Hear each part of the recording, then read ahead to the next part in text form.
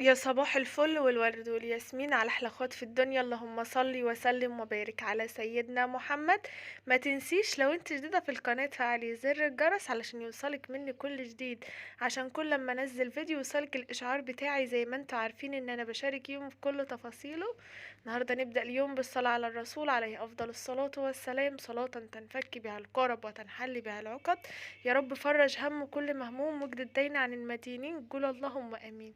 النهاردة يوم البهجة، يوم النشاط والحيوية، اليوم اللي ما ببقى مبسوطة اصلا ان هو بيجي بس مرة واحدة كده في السنة، وواحد بيبقى فرحان.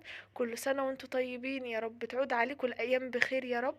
اول تفريزات رمضان، انا مش اول سنة فرز، اللهم لك الحمد والشكر يعني. كل سنة الحمد لله بفرز وبتطلع الحاجات حلوة.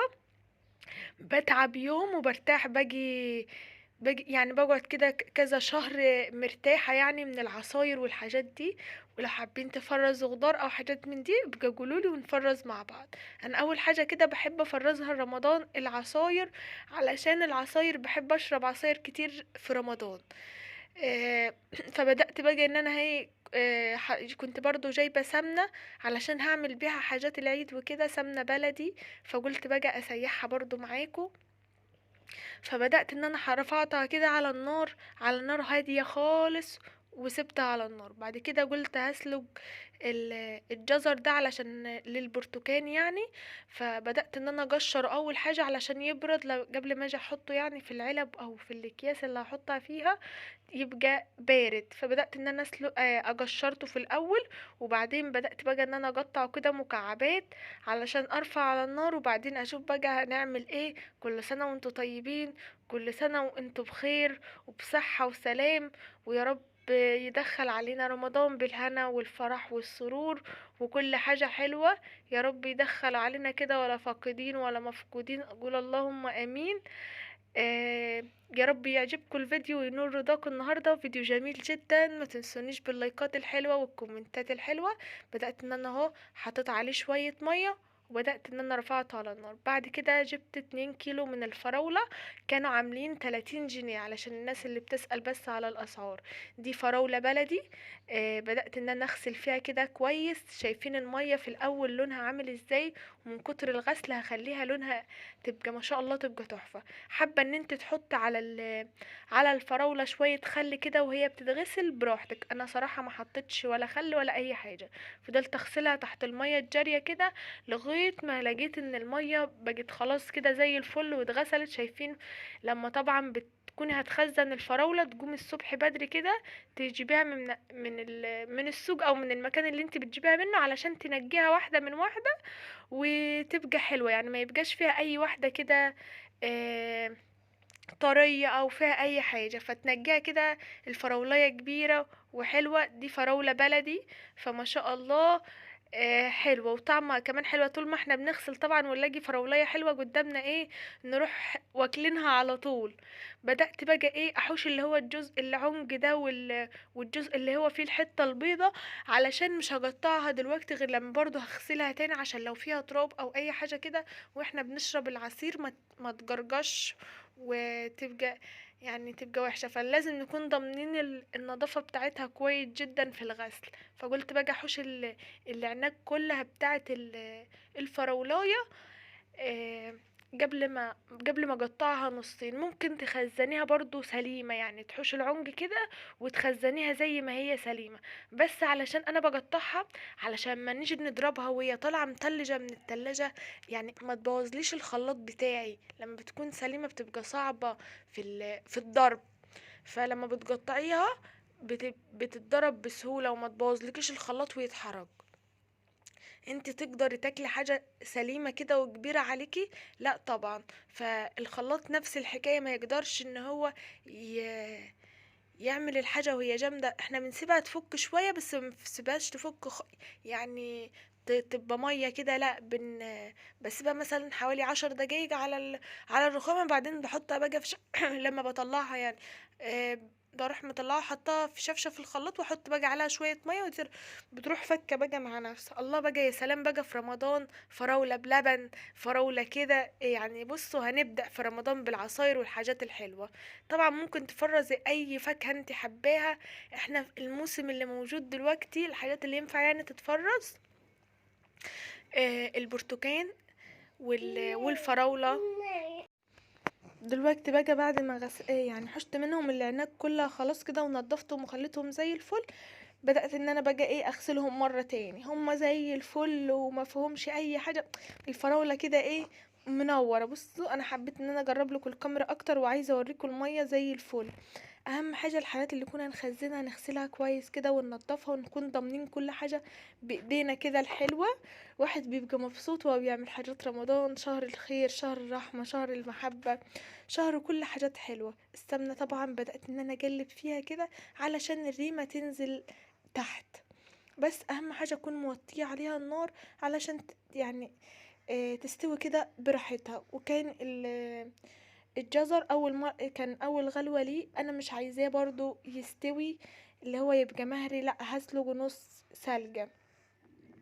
بس بدأت كده ان انا اقطع في الفراولة تقطيعة عادية زي ما انت تحبي تقطعيها. حبات تقطعها صغيرة جوا، وانا كنت بقطعها نص ونص، مش عايزاها تتقطع اكتر من كده.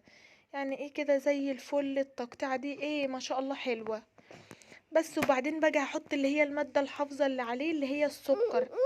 السكر بيحفظ الفراولة، يعني زي مادة حافظة للفراولة. مش بحط كتير، بحط حوالي إيه 4 معالق 5 معالق. انا حطيت شوية يعني مش كتير يعني في الحدود دي. بدأت طبعا لقيت الجزر خلاص دخل على اللي هو نص سوا، فمرضتش اسيبه يتهري، وكبيت منه المية كده وحطيته في المصفى. وكانت السمنة كده خلاص تمام. بوريكم ان هي ايه خلاص كده استوت وبقت زي الفل. والمرجة دي اللي هي في الجعر دي، وبقت السمنة ما شاء الله كده تمام. اهو دي المرجة بقى ايه مش بنرميها بتتاكل برضو. اهو شايفين السمنة بقت صافية ازاي ما شاء الله. بعد كده بقى كنت جايبة العلب الفل دي ما شاء الله بتبقى حلوة وما بتاخدش مساحة منك، ولا بقى الاكياس تبقى مكلكعة وفي كيس مثلا مفروض او كده. لا الاكياس دي بتبقى بتلفيها بالاسترتش وبتبقى تمام وزي الفل. فيعني حلوة العلب دي يعني. ال25 علبة عاملين 10 جنيه، مش غالية يعني وحلوة. وفي نفس الوقت بترتبلك الفريزر بتاعك، ما تبقاش حاجة مثلا منفوخة كده حاجة مكلكعة حاجة مش عارفة ايه. لا دي بتظبطلك الفريزر خالص وترتبهولك وترصهولك بصوا على اكمل حال يعني. حتى الفريزر بنرتب وعشان ياخد مكان معانا اكبر، ولو هنخزن حاجات تاني وكده يبقى في مكان كبير ايه في الفريزر. او ممكن تجيبوا الاكياس اللي هي محكمة الغلق دي برضو بتبقى حلوة، تبدأ ان انت تفرطي برضو فيها كويس وتخرجي منها الهواء وبتبقى حلو. بس انا صراحة حبيت ان انا اجيب اللي هي العلب دي حلوة جدا. اهو انا عملت 2 كيلو على 5 علب ما شاء الله حلوة جدا. انا بحب ان هي يعني الكمية كده ولا كتيرة ولا قليل، على قد شفشف عصير كده حلو. بس كده بعد ما الفراولة كده خلاص خلصتها بدأت ان انا ركنتها. بعد كده جبت بقى البرتقان دولت 5 كيلو برتقان. ده البرتقان اللي هو البلدي اللي هو مش بسرة، اللي بسرة ما ينفعش في التخزين.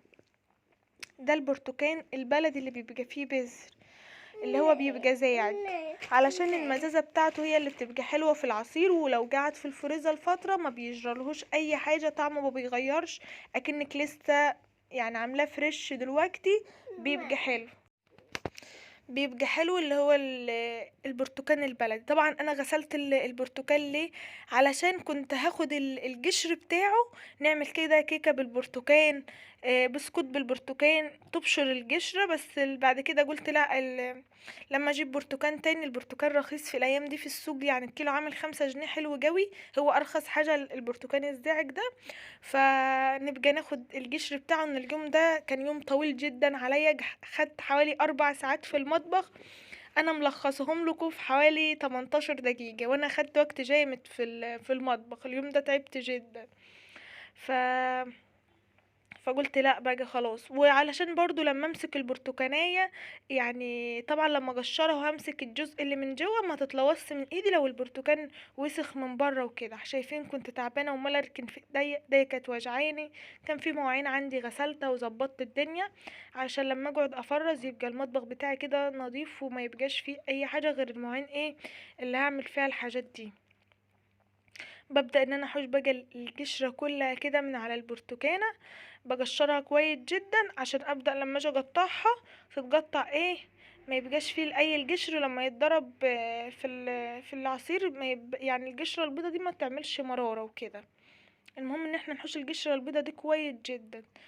اللهم صل على سيدنا محمد. بيبقى حلو قوي البرتقال اللي هو البلدي ده، بيبقى ليه طعم كده مزازة حلوة غير اللي بسرة. اللي بسرة بيتاكل بس، والسكري برضو ما ينفعش ان هو يتخزن. برضو للاكل بس. حتى لو تلاحظوا ان لو قشرناه وسبناه 5 دقايق اللي هو بسرة اللي هو السكري ولا اسفة بيمرر. فاحسن حاجة للتخزين اللي هو البرتقال البلدي اللي هو الزاعج، هو ده اللي ربنا يحسن ما بين ايديكوا يا رب العالمين وتطلع حاجات حلوة. كل سنة وانتوا طيبين وواحد مبسوط كده وهو بيعمل ايه حاجات رمضان دي، والله العظيم مبسوط مبسوط.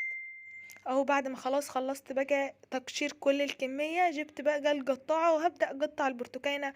يعني البرتقانة كبيرة شوية على 3 أو 4، على 3 يعني على حسب ما بتطلع معايا التقطيع بروح مقطعها عشان بس لما اجي ارصهم في العلبة. يعني زي ما قلت لكم كده تبقى العلبة كده مفروطة، واقدر ان انا احط علبة فوق علبة وما ياخدوش ايه مساحة ويبقى هرميين. يعني مش هعمل العلبة هرمية، هعملها كده وانا بقطع بقى لو جواها بذر او اي حاجة ببدأ ان انا احوشه علشان لما تيجي تضربها في الخلاط البذرة ما تتضربش مع البرتقال وتخلي ايه طعمه مش حلو، ان البرتقال ده بيبقى فيه بذر يعني. طبعا الطبق ده اللي كنت حاطه فيه القشر غسلته وهبدأ ان انا اقطع كده فيه، واللي هقطعه هنزلها ايه في قلبه عشان كل الكمية مش هينفع تتحط كلها على القطاعة. صلوا على النبي عليه افضل الصلاة والسلام. الايام دي كتير داخلين على ايام مفترجة، واللي متخاصم يتصالح. وكل سنة وانتوا طيبين ل10 مرة. هفضل اقولكوا كل سنة وانتوا طيبين، والله العظيم ما تعرفوش كمية السعادة وكمية الفرحة اللي بيبقى الواحد فيها وهو بيعمل تفريزات رمضان وبينسى كل التعب. وهو كل ما بيفتكر ان احنا داخلين على شهر الخير شهر الرحمة بينسى كل حاجة، والله العظيم كنت مبسوطة كده. يعني شهر حلو جدا الواحد الناس بتستناه من السنة للسنة. فشهر حلو جدا ما شاء الله. يعني الواحد ايه نفسنا السنة الجاية كده نكون في الكعبة يا رب العالمين. نزور بيت الله الحرام ونزور عند الرسول عليه افضل الصلاة والسلام. يا رب نولهنا يا رب العالمين السنة الجاية كده واحنا عنده ان شاء الله. انا زرت وانا صغيرة، كنت في تالتة اعدادي، كنت عندي حوالي 15 سنة. ونفسي اروح ازور برضو تاني. يعني اللي بيروح مرة بيبقى نفسه يروح تاني. يعني انا نفسي صراحة بجد ان انا اروح تاني. يا رب نولها لي ونولها لكل واحد نفسه يا رب. اللهم امين. خلاص كده بعد ما خلصت تقطيع كل الكمية جبت الاطباق زي ما قلتلكوا وهبدأ ان انا احط فيها كده. شايفين بتترص شكلها حلو وبتتحط كمان في الفريزر تبقى حلوة. كل حاجة ما شاء الله بتبقى يعني حلوة. بصوا ما شاء الله. ولون البرتقال مبهج جدا. انا يعني حاسة في التصوير كده شكله حلو. شايفين ما شاء الله الكمية. انا طبعا يوسف قاعد جنبي بقى وقاعد اوكل واحنا بنسجل لكم الفيديو كده الصبح تاني يوم الصبح. الواحد كده جاي ما شاء الله مبسوط حتى هو بيسجل الفيديو، والراحة النفسية ما شاء الله الله اكبر وانا بسجل لكم الفيديو. يا رب يدوم علينا كده على طول. العلب دي حلوة جدا، ممكن تفرزي فيها اي حاجة، ممكن لحمة فراخ كفتة اي حاجة ممكن تفرزها فيها حلوة. حلوة يعني في ان انت مش هتاخدي مساحة زي ما قلتلك في الفريزر، وفي نفس الوقت الحاجة كده بتترص جنب بعضيها بتبقى حلوة. كل حاجة فيها حلو يعني، ميزاتها حلوة، كل الميزات بتاعتها حلوة. كنت بقولك ايه، كنت بقولك ان الاتنين كيلو جزر مش هيقضوا ال5 كيلو برتقان. قلت كل ما انزل مثلا السوق ابقى اجيب ب5 جنيه، ان هو الجزر يعني مش غالي، الكيلو ب5 جنيه. واسلق واحطه عادي في العلب، واحطه في الفريزر. وممكن اوقات كده نبقى عايزين نشرب برتقان كده من غير جزر، فيعني قلت برضو عادي ممكن ما اجيبش. فلو عوزنا ابقى اجيب واسلق يعني عادي على طول. شايفين اهو بعد ما خلصت كده كل الكمية دي، اللي هي 5 كيلو برتقان. ما شاء الله حلوة جدا. البرتقان رخيص، ولو هتجيبي كل سوق كده 2 كيلو وت... وتخزنيهم، يعني مش لازم تجيبي كمية كبيرة. فحلو جدا يعني الايام دي. عقبال ما يجي عليك رمضان، لو هتجيب 2 كيلو في 2 كيلو وتعمليهم، هيكون عندك ان شاء الله عصاير رمضان كلها. يعني مش لازم مرة واحدة تجيبي 5 كيلو، لا ممكن 2 في 2، 3، زي ما انت حابة. اهو عملت ال3 علب، وهي كل الكمية: الفراولة والبرتقان والجزر. ما شاء الله. وادي السمنة اللي سيحناها زي الفل اهي. ما شاء الله، الله اكبر. ربنا يحسن ما بين ايديكم يا رب العالمين. كده اهو كان كل حاجة كده كانت زي الفل. بعد كده لفيت كام علبة بالاسترتش، وقلت ايه، ان انا اوريكم ان انا لفيته ازاي. البقرة دي برضو ما كانتش غالية. كانت عاملة حوالي 20 جنيه. لو مش هتجيب البقرة يعني الكبيرة جوي، كنت جايباها من كازيون، فحلوة برضو جوي. آه يعني بصوا، العلب والحاجات دي مش هيكلفوك حوالي 30 جنيه.